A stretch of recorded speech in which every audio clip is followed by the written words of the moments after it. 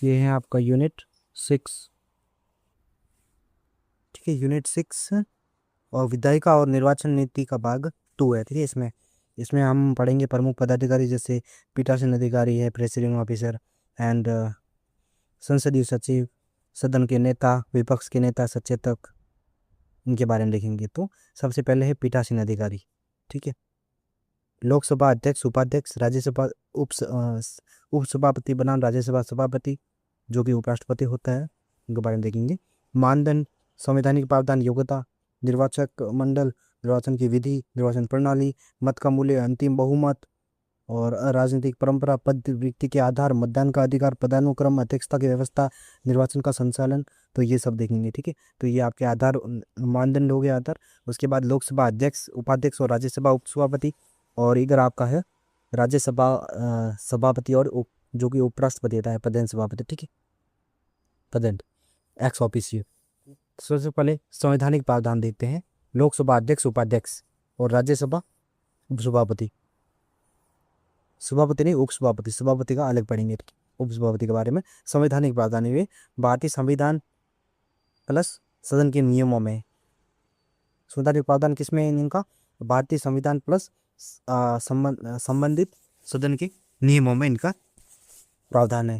ठीक है, और राज्यसभा का सभापति जो कि उपराष्ट्रपति होता है, प्रधान सभापति, उसका भारतीय संविधान प्लस राष्ट्रपति एवं उपराष्ट्रपति निर्वाचन अधिनियम 1962 इनमें इनका जिक्र है। ठीक है, प्रावधान है। ठीक है, देख ले। उसके बाद योग्यता, एबिलिटी, योग्यता की बात करें तो लोकसभा अध्यक्ष, उपाध्यक्ष, राज्यसभा उपसभापति के लिए संबंधित सदन का सदस्य होना आवश्यक है। जो राज्यसभा के उपसभापति के लिए भी सदन का संबंधित जो भी सदन है, जैसे कि उपसभापति के लिए राज्यसभा का सदस्य होना आवश्यक है, वहीं पे लोकसभा अध्यक्ष और उपाध्यक्ष के लिए लोकसभा का सदस्य होना आवश्यक है। ठीक है, और राज्यसभा उपसभापति, राज्यसभा सभापति सॉरी, ये जो कि राष्ट्रपति होता है, उनके लिए क्या है? उनके लिए 35 वर्ष की आयु, भारत का नागरिक। ठीक है, और राज्यसभा सदस्य बनने की योग्यता होनी चाहिए। क्या? राज्यसभा सदस्य बनने की योग्यता होनी चाहिए, और लाभ का पद नहीं। क्या? लाभ का पद नहीं होना चाहिए। ठीक है, 35 वर्ष की आयु पूरी होनी चाहिए और भारत का नागरिक, राज्यसभा का सदस्य बनने की योग्यता और लाभ का पद नहीं। तो ये सारी चीजें। उसके बाद निर्वाचक मंडल, निर्वाचक मंडल की बात करें तो संबंधित सदन के सभी सदस्य, जैसे लोकसभा अध्यक्ष और उपाध्यक्ष की बात करें तो संबंधित सदस्य के सभी सदस्य है जो भाग लेंगे निर्वाचन में। ठीक है, और राज्यसभा उपसभापति की बात करें तो राज्यसभा के सभी सदस्य भाग लेंगे। और ये जो होता है उपराष्ट्रपति, उपराष्ट्रपति जो राज्यसभा का सभापति होता है, उसमें संसद के दोनों सदनों के सभी सदस्य होते हैं, वो भाग लेते हैं। कौन? संसद के दोनों सदनों के सभी सदस्य। निर्वाचन की विधि कैसे होगी? ये इसमें अप्रत्यक्ष विधि होगी और इसमें भी अप्रत्यक्ष होगी। ठीक है, निर्वाचन प्रणाली क्या होगी? ये साधारण यानी कि सिंपल मेजोरिटी होगी। किसके लिए?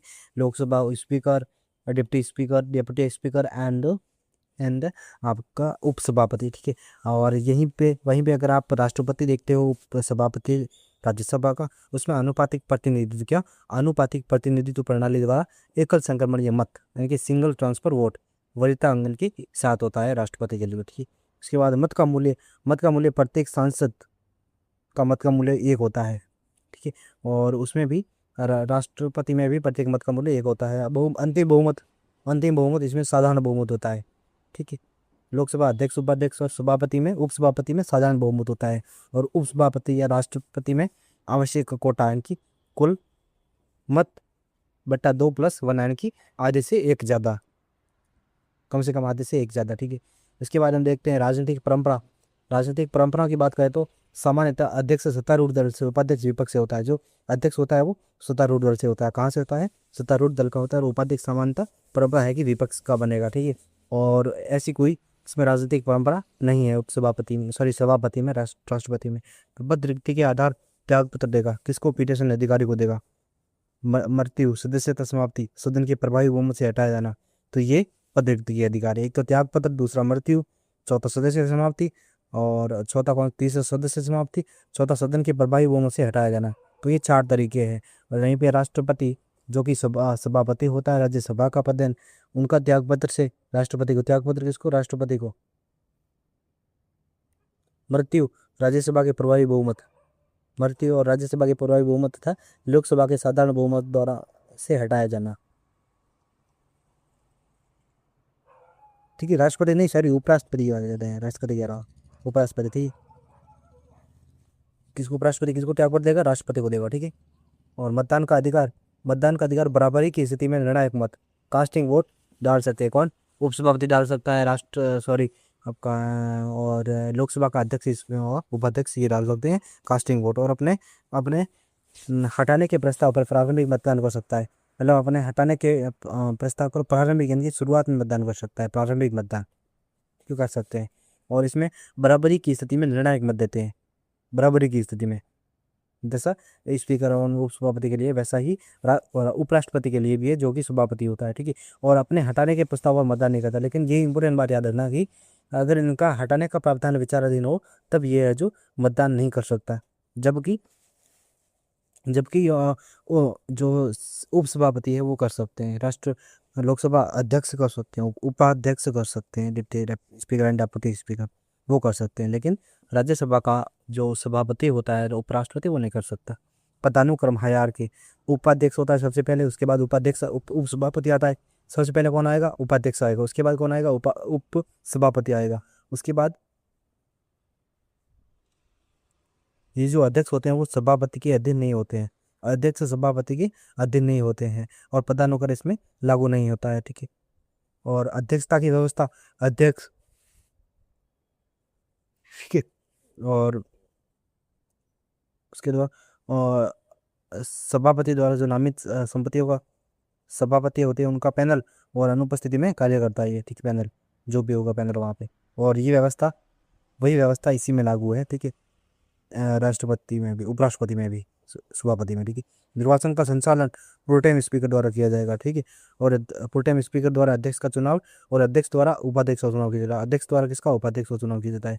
और सभापति उपराष्ट्रपति होता है राज्यसभा का, उसमें निर्वाचन आयोग द्वारा किया जाता है। रिटर्निंग अधिकारी लोकसभा और लोकसभा या राज्यसभा के महासचिव क्रमानुसार। उसके बाद अध्यक्ष एवं सभापति और पीठासीन अधिकारी की सामान्य शक्तियाँ देखते हैं, विषय देखते हैं, विवरण देखते हैं। राष्ट्रपति से प्राप्त संचार, राष्ट्र सदन को राष्ट्रपति से प्राप्त संचारों को प्रस्तुत करना। संविधान एवं नियमों पर अंतिम प्राधिकरण, संविधान और नियमों पर अंतिम प्राधिकरण और संसद के भीतर सदन के भीतर संविधान एवं नियमों की व्याख्या पर अंतिम जो अधिकार है वो है, ठीक है। और सरकारी कार्यों का क्रम निर्धारण, सदन के नेता परामर्श कर सरकारी कार्यों गवर्नमेंट बिजनेस का क्रम निर्धारित करना, ठीक है। और सदन में व्यवस्था बनाए रखना, सदन में अनुशासनिक व्यवस्था बनाए रखना। विशेषाधिकार हनन अवमानना का प्रथम दृष्टया निर्णय, प्रथम दृष्टया जो प्रीमा फेसी ये निर्धारित करता है कि विशेषाधिकार का उल्लंघन सदन के अवमानना हुई है या नहीं, सदन की अवमानना हुई है या नहीं। और दल बदल के आधार पर अयोग्यता, 10वीं अनुसूचित शेड्यूल 10 के अंतर्गत दल बदल के कारण सदस्यों की अयोग्यता पर निर्णय लेना, दल बदल के कारण सदस्यों की अयोग्यता पर निर्णय लेना। लोकसभा अध्यक्ष की विशेष शक्तियाँ कौन सी है, धन विधेयक का प्रमाणीकरण, ये सबसे इंपॉर्टेंट बात है। धन विधेयक का प्रमाणीकरण यानी कि जो लोकसभा अध्यक्ष के पास ये पावर है कि कोई विधेयक धन विधेयक है नहीं, ये नहीं, उसका अंतिम जो निर्णय है वो धन विधेयक कौन लेगा, लोकसभा स्पीकर लेगा। तो ये इनका विषय है, मतलब इनका आपका शक्तियाँ है, विशेष शक्तियाँ। धन विधेयक के प्रमाणीकरण करता है, सर्टिफिकेशन ऑफ मनी बिल और मतलब प्रमाणित करता है। और किसी विधेयक को धन विधेयक धन विधेयक मनी बिल के रूप में प्रमाणित करना और इसमें निर्णय पर अंतिम जो अधिकार है वो अध्यक्ष का होता है। संसदीय समितियों पर नियंत्रण, सभी संसदीय समितियों पर नियंत्रण रखना तथा उनकी अध्यक्षों की नियुक्ति करना कौन करता है, लोकसभा अध्यक्ष करता है। कौन करता है, लोकसभा अध्यक्ष करता है। क्या करता है, सभी संसदीय समितियों पर नियंत्रण रखता है और उनके जो अध्यक्ष होते हैं समितियों के उनकी नियुक्ति करता है। और उपाध्यक्ष की भूमिका क्या है, लोकसभा के उपाध्यक्ष उस संसदीय समिति की अध्यक्षता करते हैं, लोकसभा के उपाध्यक्ष होते हैं उस समिति की अध्यक्षता करते हैं जिसके वे सदस्य बना जाते हैं, मतलब जिनके वे सदस्य होते हैं लोकसभा के उपाध्यक्ष, उनकी जो अध्यक्षता है वो वही करते हैं। जैसे मतलब आपने देखा होगा कि जिसका सदस्य जो भी कोई भी कमेटी है उनका सदस्य अगर प्रधानमंत्री है तो सामान्यतः जो उनकी अध्यक्षता है वो प्रधानमंत्री ही करते हैं। तो उसी प्रकार जिस समिति का सदस्य अगर उपाध्यक्ष है तो उस संसदीय समिति की जो अध्यक्षता है वो कौन करेगा, लोकसभा उपाध्यक्ष ही करेगा। भारतीय संसदीय समूह जो इंडियन पार्लियामेंट्री ग्रुप से IPG, भारतीय संसदीय समूह के जो प्रधान अध्यक्ष होते हैं, कौन होता है, अध्यक्ष होता है। भारतीय संसदीय समूह इंडियन पार्लियामेंट्री ग्रुप के प्रधान अध्यक्ष होते हैं, कौन होता है, लोकसभा स्पीकर होता है, लोकसभा स्पीकर, ठीक है। नेक्स्ट, संसदीय पीठासीन अधिकारी, संसदीय पीठासीन अधिकारी। इतिहास, इसकी उत्पत्ति 1921 में हुई थी, जब मॉन्टेग्यू चांस और सुधारों के अंतर्गत पहली बार केंद्रीय विधानसभा का गठन हुआ। इससे पूर्व इस पद का कार्य भारत के गवर्नर जनरल द्वारा किया जाता था। प्रथम लोकसभा में जीवी मावलकर अध्यक्ष तथा अनंत सायनम अयंगर उपाध्यक्ष चुने गए। निर्वाचन अनुच्छेद 93, लोकसभा के अध्यक्ष एवं उपाध्यक्ष का निर्वाचन अब संविधान के अनुच्छेद 93 द्वारा संचालित होता है। निर्वाचन सदन के खुले मैदान ओपन वोटिंग द्वारा होता है और तथा कोई सदस्य स्वयं को नामांकित नहीं कर सकता। ये नियम 7 और 8 कहते हैं, कोई सदस्य स्वयं को नामांकित नहीं कर सकता। ठीक है।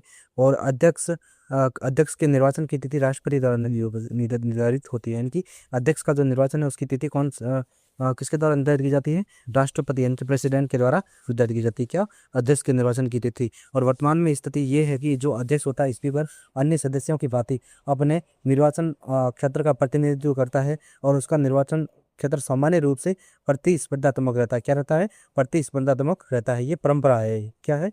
ये एक परंपरा है, ट्रेडिशंस है।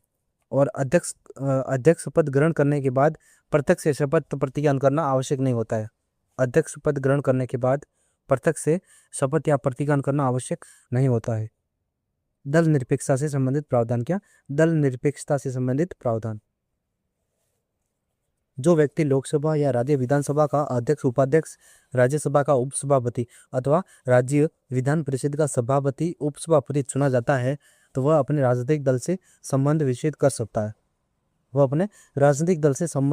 सकता है तथा पद छोड़ने के बाद पुनः उसमें शामिल हो सकता है। और बिना 10वीं अनुसूची के अंतर्गत वह योग्यता प्राप्त की थी। ये इंपॉर्टेंट है। ठीक है। तो देखिए साहब, जो व्यक्ति लोकसभा, राज्य विधानसभा, अच्छा ये पढ़ा हमने। अन्य महत्वपूर्ण तथ्य पढ़ते हैं। अन्य महत्वपूर्ण तथ्य, संविधान में अध्यक्ष एवं उपाध्यक्ष के निर्वाचन हेतु कोई निश्चित समय सीमा निर्धारित नहीं की जाए। वेरी इंपॉर्टेंट है कि संविधान में अध्यक्ष और उपाध्यक्ष के निर्वाचन हेतु कोई भी निश्चित समय सीमा निर्धारित नहीं की गई है। ठीक है। अध्यक्ष और उपाध्यक्ष का क्रमशः सत्तारूढ़ दल और विपक्ष से होना अनिवार्य नहीं है। किसका? अध्यक्ष और उपाध्यक्ष का क्रमशः सत्तारूढ़ दल से और विपक्ष से होना अनिवार्य नहीं है। ये केवल परंपरा है। क्या है? ये केवल परंपरा। अगर आपको कभी पूछा जाए कि जो अध्यक्ष होता है वो हमेशा सत्ताधारी पार्टी से ही बनता है तो वो गलत होगा। जरूरी नहीं है सत्ताधारी पार्टी से ही अध्यक्ष बने, स्पीकर बने। ठीक है। और अध्यक्ष का चुनाव सामान्यतः निर्विरोध होता है। अध्यक्ष का चुनाव होता है वो सामान्यतः निर्विरोध होता रहा है। लेकिन कुछ अवसरों पर ही प्रतिस्पर्धा हुई, जैसे 1952 में जीवी मावलकर बनाम शंकर सताराम मोर। ठीक है। 1967 में हुआ था, फिर 1976 में हुआ था और 2024 में ओम बिरला बनाम के सुरेश। 1976 के बाद 2024 में हुआ था। ठीक है। तो मतलब अभी तक 4 बार ही अध्यक्ष का चुनाव निर्विरोध नहीं हुआ है, बाकी निर्विरोध हुआ। ठीक है। और 17वीं लोकसभा 2019 से 24 के पूरे कार्यकाल में उपाध्यक्ष का पद रिक्त रहा था और मार्च 2026 तक 18वीं लोकसभा में भी उपाध्यक्ष का निर्वाचन नहीं हुआ कि अभी तो, यानी कि अभी उपाध्यक्ष का पद है ही नहीं, खाली पड़ा है। आप देखते हैं कार्यकाल। वो अध्यक्ष अपने निर्वाचन की तिथि से लेकर, अध्यक्ष जो होता है अपने निर्वाचन की तिथि से लेकर उस समय तक लोकसभा के विघटन के बाद की गई लोकसभा की प्रथम बैठक के ठीक पहले तक पद पर बना रहता है। वह पुनः निर्वाचित होने के लिए पात्र होता है। अध्यक्ष पुनः निर्वाचन के लिए पात्र होता है और यदि वह लोकसभा का सदस्य नहीं रहता है तो उसका पद भी समाप्त हो जाता है। यानी कि जो अध्यक्ष होता है, अगर उसके लोकसभा का अगर वो सदस्य नहीं रहता है तो उसका पद भी समाप्त हो जाता है। लोकसभा के विघटन पर यद्यपि अध्यक्ष एवं उपाध्यक्ष दोनों सदस्य नहीं रहते, केवल उपाध्यक्ष का पद रिक्त होता है। लोकसभा के विघटन पर यद्यपि अध्यक्ष और उपाध्यक्ष दोनों सदस्य नहीं रहते हैं, केवल उपाध्यक्ष का पद है वो रिक्त होता है, जबकि अध्यक्ष अपने पद पर है जो बना रहता है। ठीक है। क्योंकि नई लोकसभा की प्रथम बैठक से ठीक पहले तक पद पर बना रहता है। ठीक। और क्या है? लोकसभा के विघटन पर यह देखा पद पर बना। अध्यक्ष किसी भी समय अपने हस्ताक्षर युक्त पत्र द्वारा उपाध्यक्ष को त्याग पत्र दे सकता है, भले ही उपाध्यक्ष का पद रिक्त हो। ठीक है। भले ही उपाध्यक्ष का पद रिक्त हो लेकिन वो त्याग पत्र जरूर दे सकता है, मतलब औपचारिक रूप से, है ना। और अध्यक्ष का त्याग पत्र प्रस्तुत होते ही प्रभावी हो जाता है। अध्यक्ष का त्याग पत्र प्रस्तुत होते ही अपने आप प्रभावी हो जाता है। ठीक है, नेक्स्ट, अध्यक्ष या उपाध्यक्ष का पद से हटाया जाना। बोले हटाओगे कैसे? अध्यक्ष या उपाध्यक्ष को लोकसभा द्वारा, किसके द्वारा? लोकसभा द्वारा पारित प्रस्ताव के माध्यम से हटाया जा सकता है, जिसे सदन के जो तत्कालीन कुल सदस्यों के बहुमत, इफेक्टिव मेजोरिटी जिसे कहते हैं, तत्कालीन सदस्यों के बहुमत, मतलब उस समय जो तत्कालीन सदस्य की कुल संख्या है उसके बहुमत, इफेक्टिव मेजोरिटी से पारित किया जाना आवश्यक होता है। ठीक है, आपको मतलब कन्फ्यूज करने के लिए, ट्रैप में फंसाने के लिए यहाँ पे विशेष बहुमत देंगे, विशेष बहुमत मतलब दो third majority, two third majority, ऐसे कुछ फंसाने के लिए दिया जाएगा तो वो गलत होगा। इसमें सिर्फ सदस्यों का बहुमत से पारित किया जाना चाहिए, बस सदस्यों के बहुमत से, तत्कालीन सदस्यों के। और अनुच्छेद 94 ग में तत्कालीन कुल सदस्य से आशय है वास्तविक सदस्य संख्या से, यानी रिक्त स्थानों की उसमें गणना नहीं की जाती है। ठीक है, उसमें जो रिक्त स्थान होते हैं उनकी गणना नहीं की जाती है, मतलब जो वास्तविक सदस्य संख्या है, वास्तविक जो सदस्य संख्या होती है, मान लो लोकसभा में 550, अभी 545 है, तो उनकी गणना की जाती है। ठीक है, 545 की जो रिक्त सीटें उनकी नहीं की जाती है, इनकी वास्तविक सदस्य संख्या से, और रिक्त स्थानों की गणना इसमें नहीं की जाती है। ठीक है, ये वास्तविक सदस्य संख्या तत्कालीन कुल, ये 94 ग में कहा गया। ठीक है, और ऐसे प्रस्तावों को लाने के लिए 14 दिन का लिखित नोटिस देना अनिवार्य है। 14 दिन पूर्व लिखित नोटिस देना अनिवार्य है। लिखित नोटिस और नोटिस प्राप्त होने पर क्या? नोटिस प्राप्त होने पर प्रस्ताव को कार्यसूची में शामिल किया जाता है, बशर्ते कि चर्चा की स्थिति नोटिस प्राप्ति के 14 दिन की बाद हो। और जिस प्रस्ताव पर विचार हो रहा है, ध्यान रखना, जिस प्रस्ताव पर विचार हो रहा है उस समय संबंधित अध्यक्ष या उपाध्यक्ष सदन की अध्यक्षता नहीं करता, भले ही वो उपस्थित हो। मतलब उनके हटाने का प्रस्ताव जिस समय चल रहा है तो उस समय वो है जो अध्यक्षता नहीं करते हैं, अध्यक्ष या उपाध्यक्ष सदन की अध्यक्षता नहीं करते हैं, भले ही वो उपस्थित हो सदन में, लेकिन अध्यक्षता नहीं करते हैं। और अध्यक्ष को अपने हटाने के प्रस्ताव पर चर्चा के दौरान बोलने और भाग लेने का अधिकार होता है। क्या? हटाने के प्रस्ताव पर ध्यान रखना, चर्चा के दौरान बोलने का और भाग लेने का भी अधिकार होता है, तथा वह केवल प्रथम मतदान में भाग ले सकता है। जो उसका पहला मतदान होगा उसमें भाग ले सकता है, लेकिन मतों की समानता की स्थिति में, यानी पहली बार जो मत आएंगे उसमें भाग ले सकता है। लेकिन अगर मतों की समानता हो जाए, मतलब बराबर हो जाए, तो उस स्थिति में निर्णायक मत वो नहीं दे सकता अगर बराबरी हो जाए तो।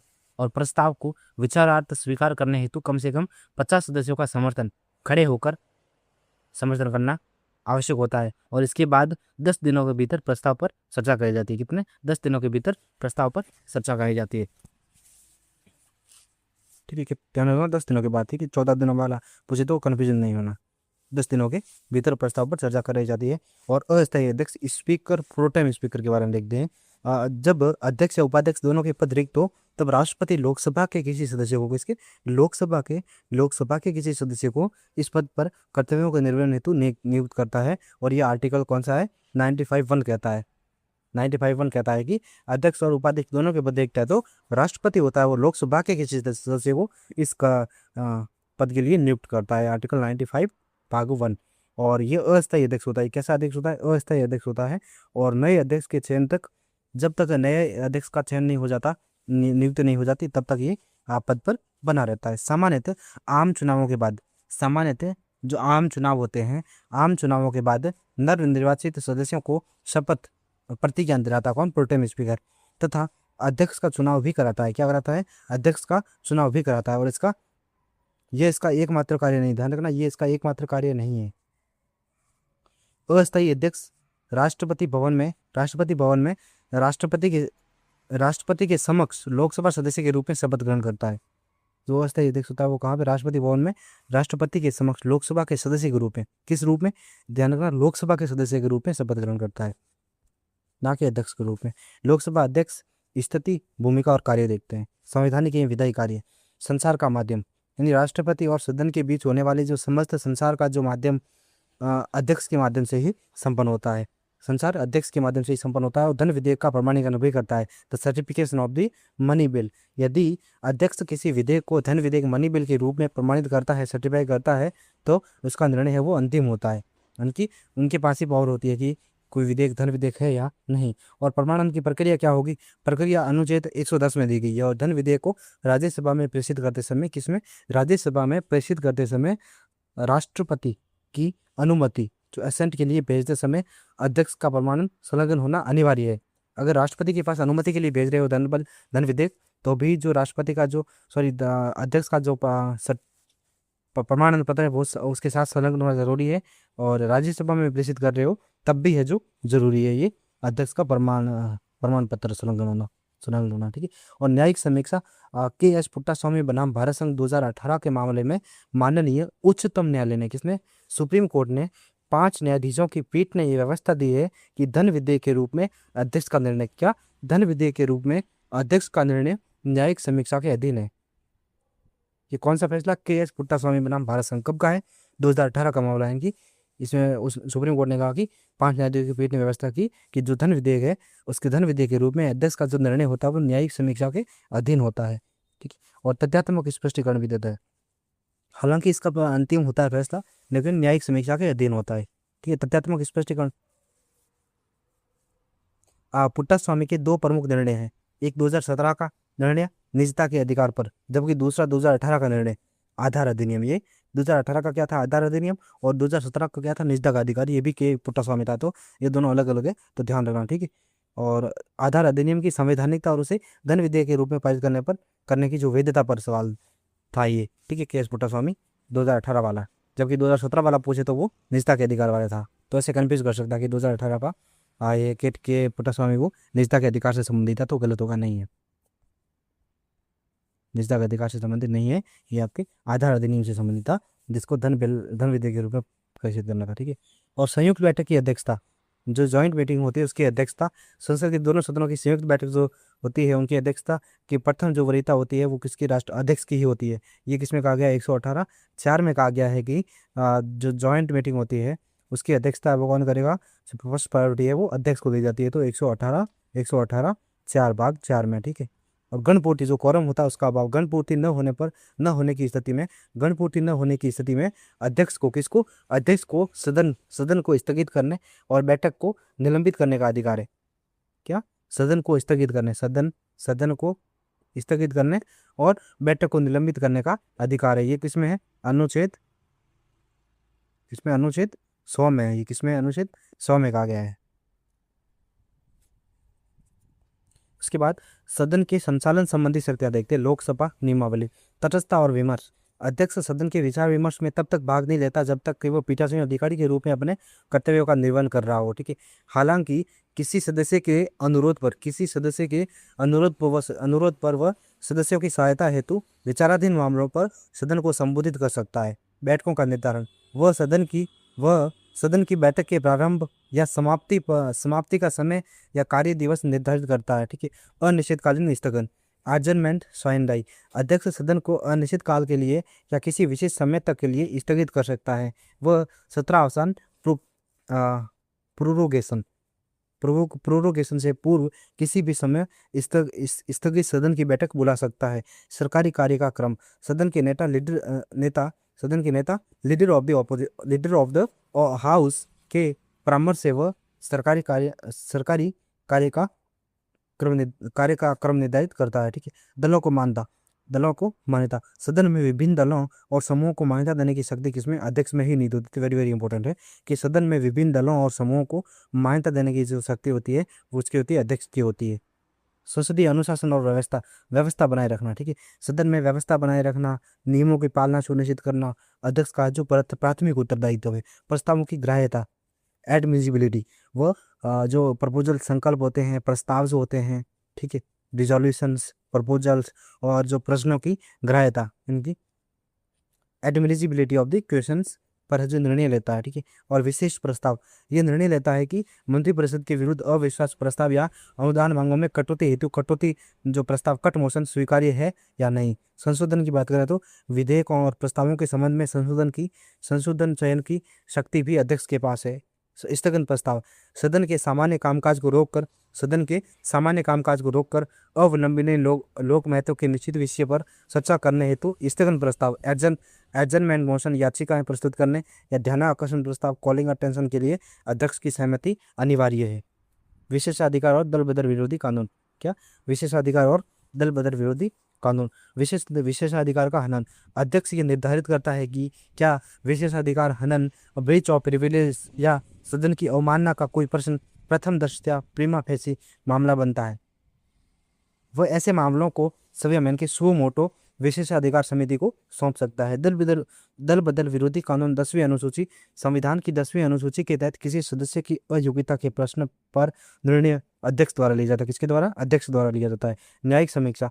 कियोतो होलोहनवाद 1993। दल बदल के मामले में अध्यक्ष का निर्णय न्यायिक समीक्षा के योग्य है। ये कियोतो होलोहनवाद था 1993 का, जिसमें कहा गया था कि दल बदल के मामले है वो दल बदल के मामले में जो अध्यक्ष का निर्णय होता है वो संसदीय समीक्षा के न्यायिक समीक्षा के योग्य है, मतलब अधीन है। न्यायिक समीक्षा कर सकती है, सुप्रीम कोर्ट कर सकता है। ठीक है। और संसद, अब देखते हैं पार्लियामेंट्री कमेटियां, संसदीय समिति। क्या? संसदीय समितियां। अध्यक्ष सभी संसदीय समितियों का सर्वोच्च नियंत्रक होता है। क्या होता है? सर्वोच्च नियंत्रक होता है और उसके अध्यक्षों की नियुक्ति करता है। क्या करता है? अध्यक्षों की नियुक्ति करता है और कार्य प्रक्रिया है तो निर्देश जारी करता है। पदेन अध्यक्षता। वह कार्य मंत्रणा समिति बीएसी और सामान्य परियोजना समिति नियम समिति का पदेन अध्यक्ष भी होता है। कार्य मंत्रणा समिति, सामान्य परियोजना समिति और नियम समिति का पदेन अध्यक्ष होता है। अनुशासनात्मक कार्यवाही। क्या करें देखते हैं हम? अनुशासनात्मक कार्यवाही। इसमें निलंबन, सस्पेंशन करता है। वह अभद्र व्यवहार करने वाले सदस्यों को सदन से बाहर जाने का निर्देश दे सकता है। उसके बाद स्वचालित निलंबन। इसमें यदि कोई सदस्य सदन के बीचों बीच वेल ऑफ द हाउस आकर नारे लगाता है या जानबूझकर कार्यवाही बाधित करने का प्रयास करता है तो अध्यक्ष द्वारा नाम निर्दिष्ट नेमिंग किए जाने पर वह सदस्य आगामी 5 बैठकों या शेष सत्र जो भी कम हो उसके लिए स्वतः निलंबित हो जाता है अपने आप। ठीक है। अन्य शक्तियां। भारतीय संसदीय समूह जो इंडियन पार्लियामेंट्री ग्रुप है आईपीजी, वो इस समूह का प्रधान अध्यक्ष होता है। गिरफ्तारी की सूचना। यदि किसी सदस्य को आपराधिक आरोपों में गिरफ्तार किया जाता है या हिरासत में लिया जाता है तो इसकी सूचना संबंधित प्राधिकारी द्वारा तुरंत अध्यक्ष को दी जानी चाहिए। परिसर की सुरक्षा। अध्यक्ष की अनुमति के बिना सदन के परिसर के भीतर किसी सदस्य को गिरफ्तार नहीं किया जा सकता और न ही कोई दीवानी या आपराधिक कानूनी प्रक्रिया शामिल की जाती है। ठीक है। अब देखते हैं लोकसभा उपाध्यक्ष, स्थिति, भूमिका और कार्य। उपाध्यक्ष अध्यक्ष के अधीन नहीं होता है, ध्यान रखना। जो उपाध्यक्ष पद होता है वो उसके अधीन नहीं होता है, बल्कि एक स्वतंत्र पद धारण करता है और केवल संसद सदन के प्रति उत्तरदायी होता है। किसके प्रति? सदन के प्रति उत्तरदायी होता है और एक स्वतंत्र पद धारण करता है। ठीक है। और उपाध्यक्ष या ये जो मेन बात है कि उपाध्यक्ष अध्यक्ष के अधीन नहीं होता है। ठीक है। एक स्वतंत्र पद धारण करता है। ठीक है। वो अपने पद पर तब तक बना रहता है जब तक सदन का सदस्य बना रहता है या स्वयं त्यागपत्र देता है अथवा सदन के तत्कालीन कुल सदस्यों के बहुमत से पारित प्रस्ताव द्वारा हटाया जाता है। उपाध्यक्ष यदि किसी संसदीय समिति का सदस्य होता है तो उसे उस समिति का अध्यक्ष नियुक्त किया जाता है। ठीक है। उस समिति का अध्यक्ष नियुक्त किया जाता है। तो ठीक है, आगे नेक्स्ट वीडियो में करेंगे।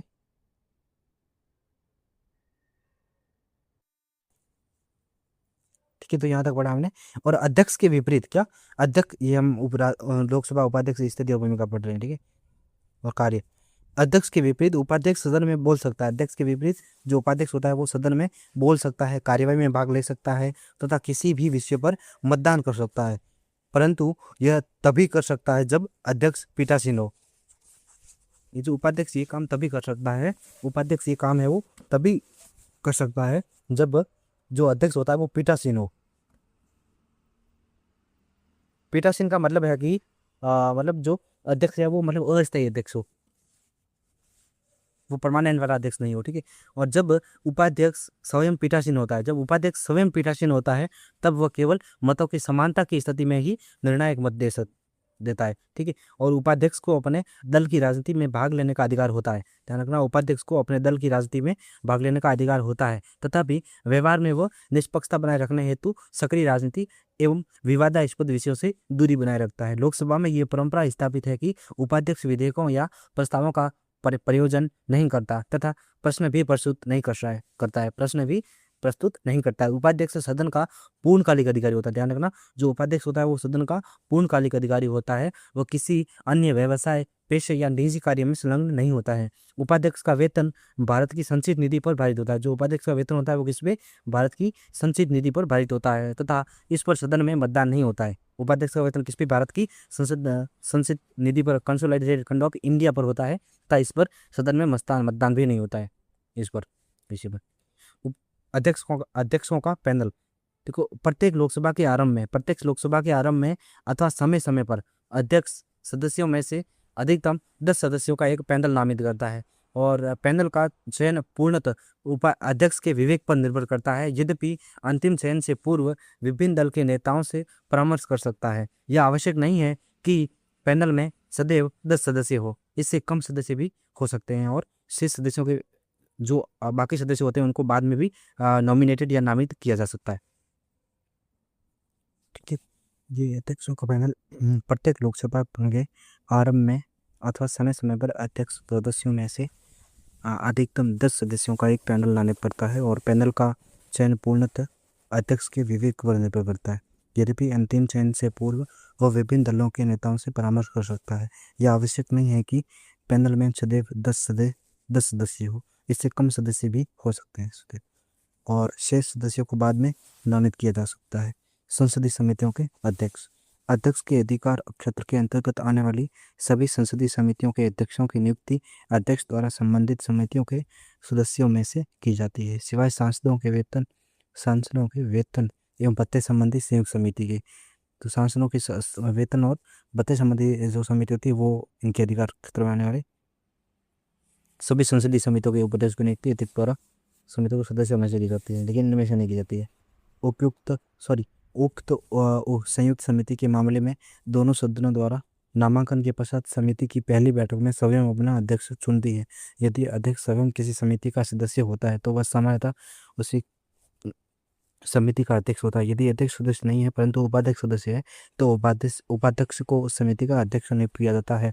कोई भी सदस्य जिसमें मंत्री भी शामिल है और किसी भी संसदीय समिति का सदस्य या अध्यक्ष बन सकता है। यह आवश्यक नहीं है कि किसी समिति का अध्यक्ष सत्तारूढ़ दल से ही हो। संसदीय सचिव, इस पद का कोई वैधानिक इंस्टीट्यूट या आधार नहीं है और न ही भारतीय संविधान से उत्पन्न होता है।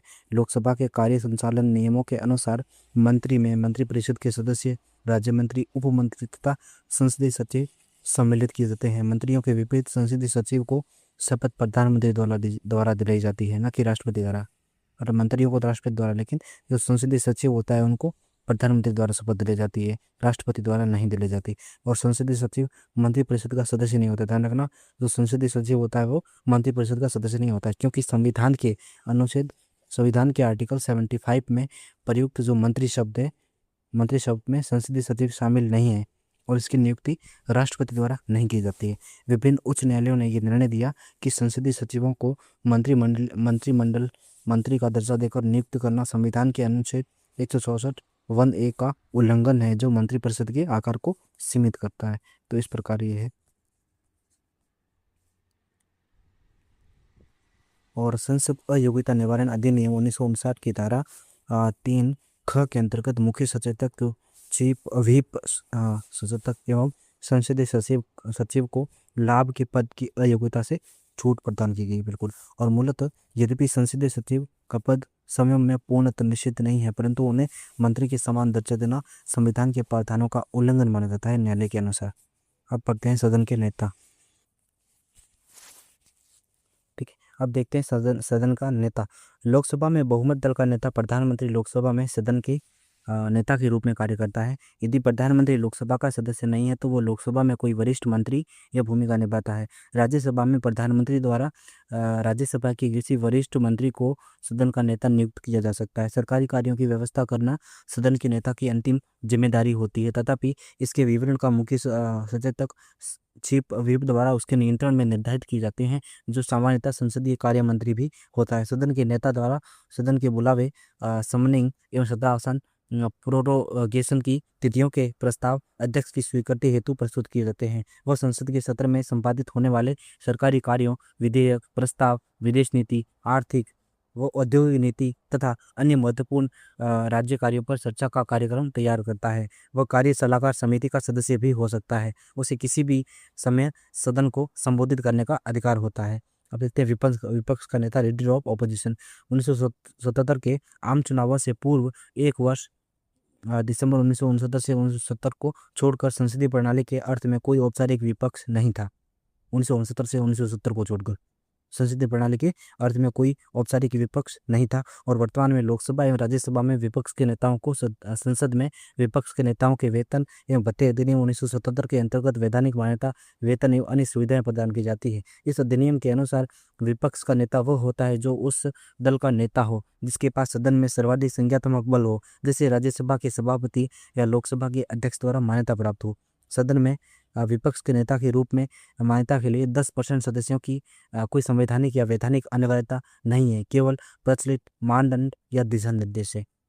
ठीक है। 7वीं, 8वीं, 16वीं और 17वीं लोकसभा को छोड़कर विपक्ष के सबसे बड़े दल के नेता को विपक्ष के नेता के रूप में मान्यता दी गई। ठीक है। व्हिप्स क्या होते हैं? संसदीय शासन प्रणाली में प्रत्येक राजनीतिक दल का संसद के भीतर अपना आंतरिक संगठन होता है, जिसे दल के सदस्यों में से चुने गए अधिकारियों व्हिप द्वारा संचालित किया जाता है। सरकारी मुख्य सचेतक। लोकसभा में सत्तारूढ़ दल का मुख्य सचेतक सामान्यतः संसदीय कार्य मंत्री होता है, और राज्यसभा में यह पद संसदीय कार्य राज्य मंत्री के पास होता है। मुख्य सचेतक सीधे मुख्य सचेतक होते हैं, वो सीधे सदन के नेता के प्रति उत्तरदायी होता है। किसके प्रति? सदन के नेता के प्रति उत्तरदायी होता है, तो उसका दायित्व सरकार को संसदीय कार्यों पर परामर्श देना, विभिन्न मंत्रालयों के साथ समन्वय बनाए रखना होता है। और विपक्षी दल भी अपने अपने व्हिप नियुक्त कर सकते हैं। कौन? जो विपक्षी दल है वो भी अपने अपने व्हिप नियुक्त कर सकते हैं। अब देखते हैं व्हिप के प्रकार। एक पंक्ति व्हिप, वन लाइन व्हिप, सदस्यों को मतदान के बारे में सूचित करना और तथा उन्हें पार्टी लाइन का पालन न करने पर मतदान से अनुपस्थित रहने की अनुमति देता है। दो whip line, two line whip. दो पंक्ति व्हिप क्या होते हैं? Two line whip. ये सदस्यों को मतदान के समय सदन में उपस्थित रहने का निर्देश देते हैं। तो 3 पंक्ति व्हिप, थ्री लाइन व्हिप।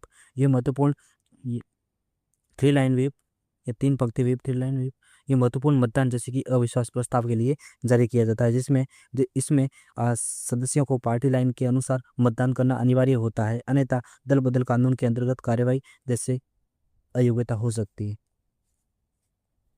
अब नेक्स्ट वीडियो में करेंगे प्रीलिम्स कंसाइज नोट 2.0 यूनिट 7 करेंगे, जिसमें लेजिस्लेचर एंड इलेक्टोरल पॉलिसी 2। ठीक है। भाग 3, जिसमें संसदीय प्रक्रियाएं, संसदीय समितियां, सदन की कार्य अवधियां आदि लिखेंगे। ठीक है। तो ये सब